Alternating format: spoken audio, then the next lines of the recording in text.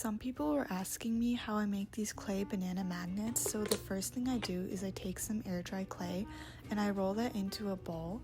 And then here I'm just using an Expo marker, but I'm gonna roll that out into like a half an inch thick piece of clay. And then I cut out a circle stencil with a piece of paper, and I'm using an X-Acto knife to just cut it out.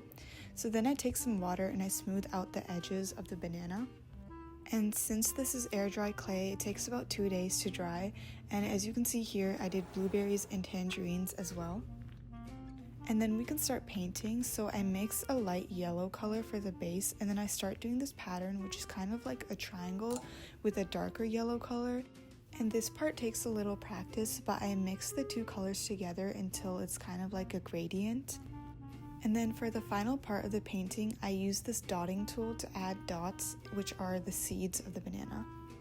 And the final step is making it shiny, so I use UV resin, and the first thing I do is put some on the back, and I spread it out with a paintbrush, and then I add the magnet to the back, and then I put it under the light for about 5 minutes. And I didn't record the rest, but I just add UV resin to the top and the sides, and it turns out really shiny, and this is the final product.